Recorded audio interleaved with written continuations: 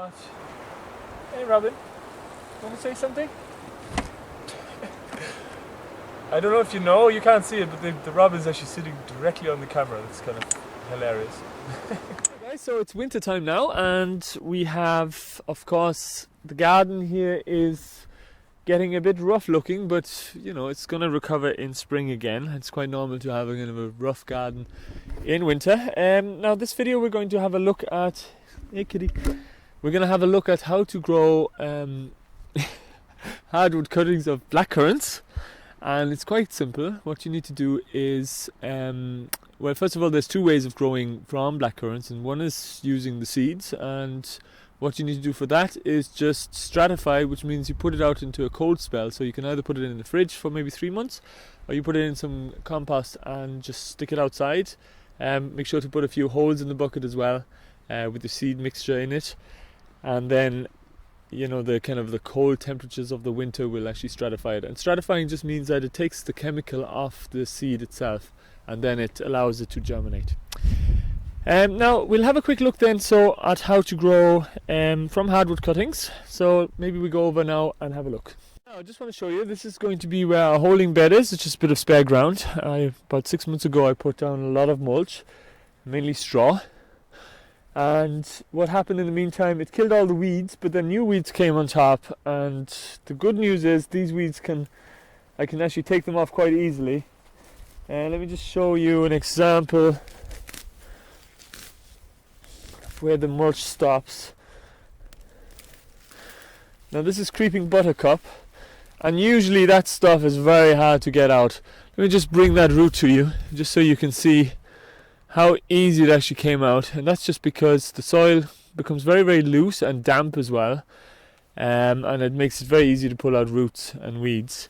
And that's usually because of the worms making lots and lots of holes, and that loosens it. If the soil is compact, even if you put mulch on it, and I mean maybe you don't have any worms or something, what will happen is there won't be any air in the soil, and also of course it won't be free draining. Plants will not send out big roots, and therefore you won't get any, you know, good crops. You might get like weak plants. So it's really advisable to then dig the soil, take off the mulch, dig it thoroughly, and then put the mulch back on. And in time, your soil will become very, very loose. As I said, I just threw down some mulch on top of some soil, but it is good. I mean, you know, I can put my finger in there. I might loosen it up a bit with a fork, just gently, you know, rock it back and forth. So let's go ahead and let's start cleaning this area.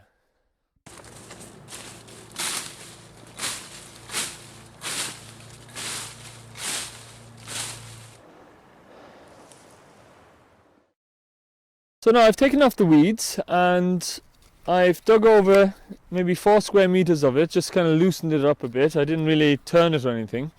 And I'm going to stick in the hardwood cuttings now in a minute, and we're going to have a look at how to take the cuttings as well.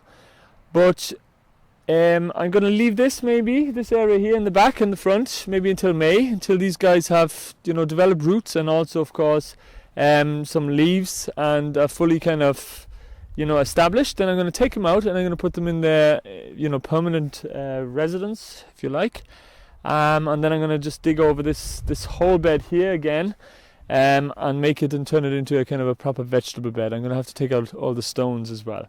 So, you know, there's a lot more to it, but I just thought I'll give you all the information so that you can kind of draw your own conclusions from it. Okay, let's maybe go and do the hardwood cuttings. Now, blackcurrants, of course, are a wonderful plant to have around, full of vitamin C, so we want to make sure that we have lots and lots of them, so that's why I'm taking lots of cuttings now today. Of course, selecting the right kind of branches are very important. They need to be at least the thickness of a pencil. Also try to select this year's growth, which are lighter in color than the darker kind of last year's kind of branches. And that's really all there is to it. Of course, cut it at an angle so that the water can shed off. So let's have a look at how to plant them.